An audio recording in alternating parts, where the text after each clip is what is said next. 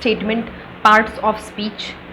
Have you ever got confused about what is an adverb, what is the conjunction, what is the preposition, and why to use it, where to use it, and how to use it? And if yes, if you have any doubt regarding preposition, conjunction, verb, adverb, adjective, just stay till the end and you will get the clarity of it and you will never got stuck while using it. So let's start. Jyoti Shwasa this side, and I'm a big fan of learning English language. I have been learning it for years, and now I have implemented on to my students that how to use it. They are also learning from me. They are learning it well. They are trying to speak it well, and I'm so happy that they are being fluent as they wanted to be. English is not like that one must be very fluent, very fast. It is a language, and if you are capable enough to convey your message in English in front of anyone, it means you're a good speaker. That's all what is required to learn an English language. और उसे सीखने के लिए parts of speech आपका basic है, जो कि आपको पता ही होना चाहिए, क्योंकि आप थ्रू आउट द लैंग्वेज कुछ भी चीज़ें पढ़ेंगे वो इन्हीं पार्ट्स ऑफ स्पीच में से ही निकल कर आया हुआ है, इन्हीं चीज़ों को यूज़ किया हुआ है. और अगर हमें इसी में क्लैरिटी नहीं है कि पार्ट्स ऑफ स्पीच में जो हम पढ़ते हैं उन्हें यूज़ कहाँ करना है, या यूज़ क्यों करना है, या कैसे करना है, तो चलिए without wasting time let's get started. So parts of speech में मैं बता देती हूँ आपको 8 पार्ट्स होते हैं, जिसमें से सबसे पहला पार्ट है आपका नाउन. नाउन बहुत सिंपल तरीके से समझते हैं. मैं आपको कोई डेफिनेशन नहीं दे रही हूँ यहाँ पे कि आपको उसको रटना है, समझते हैं क्योंकि समझना ज़्यादा ज़रूरी है. सो नाउन जो है आपके आसपास, ऊपर नीचे आगे पीछे कोई भी चीज़ जो आप देखते हैं, जो भी चीज़ आपको दिखाई दे रही है, हम उसको एक नाम देते हैं. जब हम उसको एक नाम देते हैं तो वो जो नाम होता है वो आपका नाउन है. इसीलिए बोला जाता है that noun is the name of a person, place और थिंग. ये बहुत ही पुरानी डेफिनेशन है, हमने हमेशा से यही सीखा है. So anything that can be named, कोई भी ऐसी चीज़ जिसको नाम दिया जा सकता है वो आपका नाउन है. सो ये नाउन है. इसके कौन कौन से पार्ट्स हैं, कितने पार्ट्स हैं, वो आपको स्पोकन लैंग्वेज में बिल्कुल भी रिक्वायर्ड नहीं है. अगर आपको वो भी समझने हैं तो आप मुझे कमेंट करके बताइएगा, मैं उसके लिए एक सेपरेट वीडियो बनाऊँगी. इसके बाद में दूसरा पार्ट है प्रोनाउन. प्रोनाउन चलिए एग्जांपल से समझाती हूँ मैं आपको. मैंने बोला कि पूनम कल लखनऊ गई थी, पूनम को आज दिल्ली वापस आना था, पूनम को आज मुझसे मिलना था, पूनम आज नहीं आ पाई क्योंकि पूनम को कुछ काम है, पूनम कल मुझसे मिलने आएगी. तो बता तो मैं पूनम के बारे में ही बात रही हूँ, लेकिन बार बार उसी वर्ड को यूज़ कर रही हूँ. अब उस नाउन के रेपिटेशन को अवॉइड करने के लिए, यानी कि उसी के बारे में बताने के लिए एक दूसरा वर्ड हम जब इंट्रोड्यूस करते हैं ताकि हमें उसका नाम बार बार ना बोलना पड़े, उस वर्ड को हम बोलते हैं प्रोनाउन. जहाँ पर जो प्रोनाउन होते हैं वो लड़का है, लड़के का नाम है तो उसके लिए आप ही यूज़ करते हैं. लड़की का नाम है तो शी यूज़ करते हैं. किसी एनिमल की बात हो रही है, थिंग की बात हो रही है, वहाँ पर आप इट यूज़ करते हैं. सेकंड पर्सन है यू बोलते हैं आप. एक से ज़्यादा लोगों के बारे में आप बात कर रहे हैं, दे बोलते हैं. अगर उन लोगों में आप खुद भी इंक्लूड हैं तो आप वी बोलते हैं.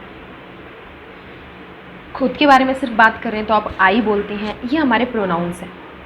Who, them, they, us, her, his, him. ये डिटेल में अगर इसमें भी आपको कुछ कन्फ्यूज़न है, मैं जितनी भी चीज़ें अभी पढ़ाऊँगी आपको, जिसमें भी आपको कन्फ्यूज़न लगती है कि ये चीज़ मुझे थोड़ी सी और डिटेल में पढ़नी है या इसके बारे में मुझे थोड़ा सा और जानना है ताकि क्लैरिटी हो जाए, अभी मुझे क्लियरेंस नहीं है इस चीज़ का, so just let me know in the comment section and I will make the separate video.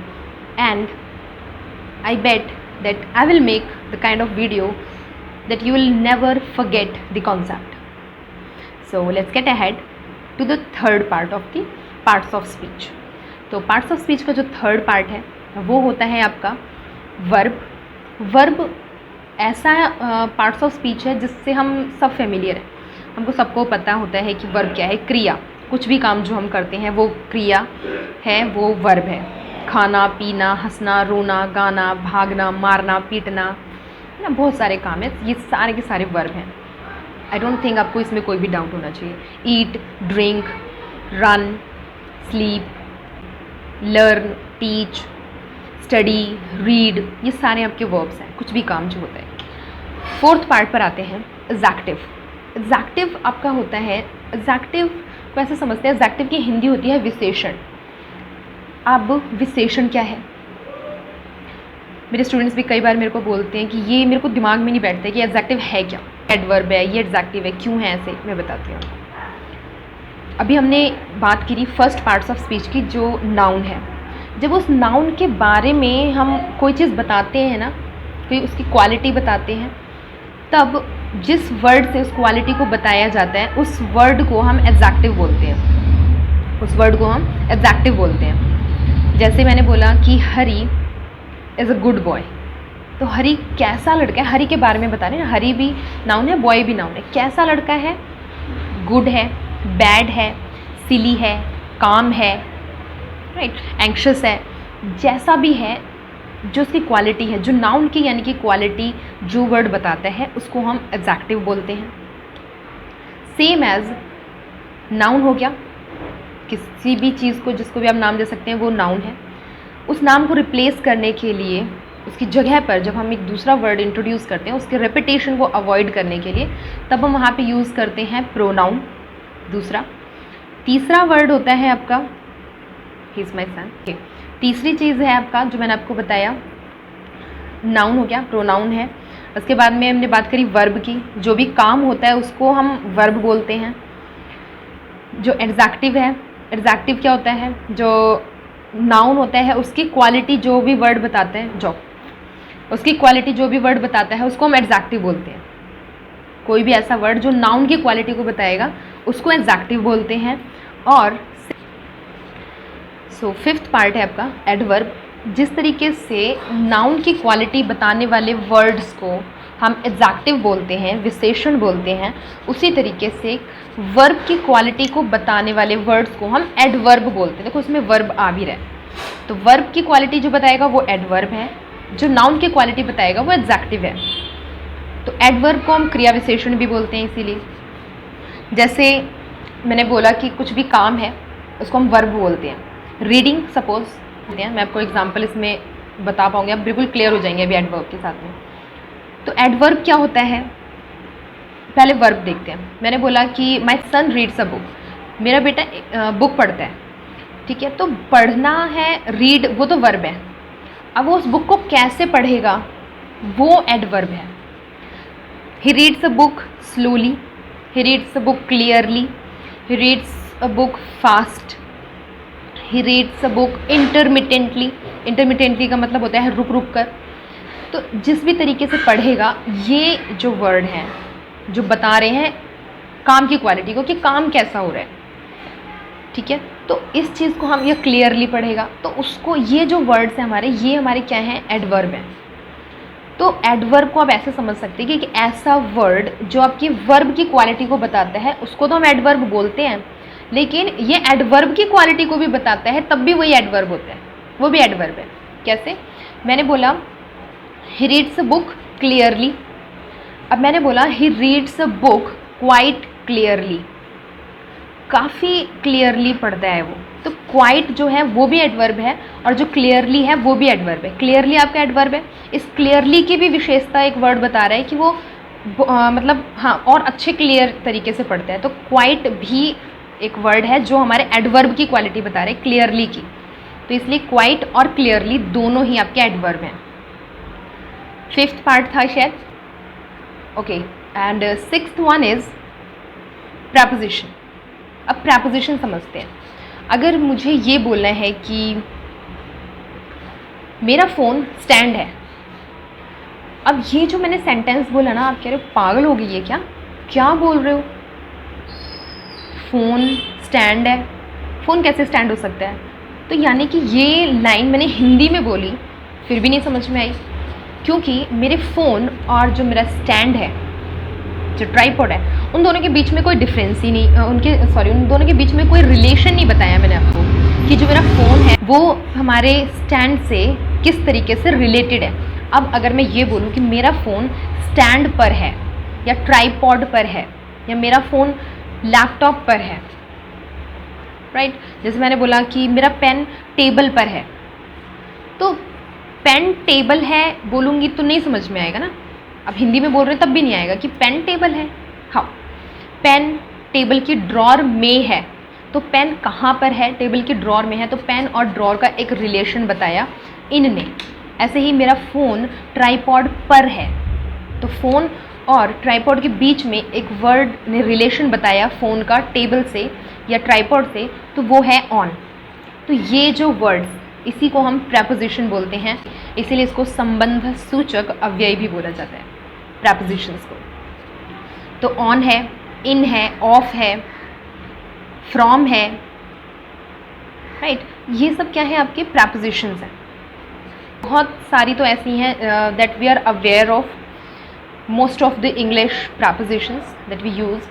लेकिन कई बार ये होता है कि हमें सिर्फ इतना ही पता होता है कि ऑन का पर है, फ्रॉम का से है, इन का में है, फोर का लिए है, तो इतना ही पता होता है। लेकिन इनके और भी यूजेस होते हैं, इसके ऊपर मैं ज़रूर एक डिटेल वीडियो बनाऊंगी, और शायद मैंने बनाई भी हुई है। हाँ, मैंने प्रेपोजिशंस के ऊपर पूरी वीडियो बनाई हुई है, उसमें एकदम डिटेल में आपको प्रेपोजिशंस मिल जाएंगे। आप जाकर प्लेलिस्ट में देख सकते हैं, वहाँ पर आपको मिल जाएगा। नेक्स्ट पार्ट है आपका 7th पार्ट्स ऑफ स्पीच है कंजंक्शंस। कंजंक्शंस का मतलब देखो, जंक्शन क्या होता है? जहाँ पे जुड़ती है कोई चीज़, तो कंजंक्शंस का मतलब भी वही है। इसी को दो नाउन्स को, दो क्लॉजेस को, दो सेंटेंसेस को जब हम जोड़ने का काम करते हैं, तब वहाँ पर हमें ज़रूरत पड़ती है कंजंक्शंस की। मैं और राधा रोज़ 2 घंटे योगा करते हैं। अब अगर मैंने ये बोल दिया कि मैं राधा रोज़ 2 घंटे योगा करते हैं, तो कुछ बना नहीं ना, अच्छा सा नहीं लगा, क्योंकि आपने बीच में और नहीं लगाया।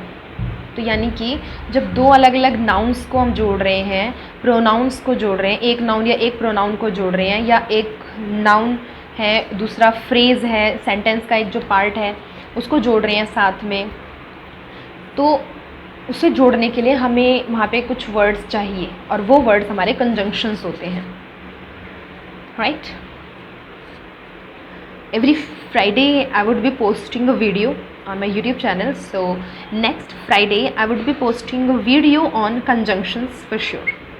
और वहाँ पर आपको बहुत सारे conjunctions जो कि हमें डेली लाइफ में हम लोग यूज़ करते रहते हैं या ज़रूरत पड़ती रहती है, उसको आप डिटेल में, मैं वहाँ से मैं आपको पूरा डिटेल में कंजंक्शंस की वीडियो बना के दूँगी, जो भी रिक्वायर्ड होते हैं, जो डेली लाइफ में हम लोग सीखते हैं, उसके ऊपर पूरी वीडियो बनेगी, और आप वहाँ पर जाके कंजंक्शंस को अच्छे से अब्जॉर्ब कर सकते हैं और यूज़ कर सकते हैं। लास्ट पार्ट ऑफ जो है पार्ट्स ऑफ द स्पीच का जो लास्ट पार्ट है वो बताती हूँ मैं आपको। उससे पहले एक छोटा सा कुछ मेंशन कर देती हूँ मैं आपको, that do subscribe my channel अगर आपको नेक्स्ट वीडियो मिस नहीं करना है। अगर आपको ये वीडियो अच्छी लगी है एंड अगर आपको लगता है that it is helpful for you, you can use this knowledge and you can add these things in your learnings, so बिना लाइक किए मत जाइएगा। एंड पार्ट ऑफ स्पीच जो है आपका वो है इंटरजेक्शन। इंटरजेक्शन एक वर्ड है, जैसे हमने सुना हुआ है एक्सक्लेमेशन जो होता है, तो एक्सक्लेमेशन साइन भी होता है जिसको हम यूज़ करते हैं like this. So exclamation sign है वो। विस्मयादि बोधक इसका हिंदी वर्ड होता है इंटरजेक्शन का। इसका मतलब ऐसा नहीं होता है कि आप, ये वर्ड्स ऐसे नहीं होते हैं कि आपने आज डिसाइड किया कि मैं कल इस बात को बोलूँगी या कल कुछ ऐसा होगा तब मैं खुशी दिखाऊंगी अपनी। तो यानी कि आप अपने जब इमोशंस को एक्सप्रेस करने के लिए जो वर्ड्स आप उठाते हैं, आउच जब आपको कुछ पेन हुआ, अलास जब कोई दुख की बात होती है, हुर्रे, तो ये जो वर्ड्स हैं ना आपके, अब आप समझ गए होंगे कि ये जो वर्ड्स हैं वो क्या है, आपके इंटरजेक्शन है। सो ये आपके 8 पार्ट्स थे स्पीच के। These are the 8 parts of speech. Do read it and use it. Bye bye. Thank you. Take the best care of yourself.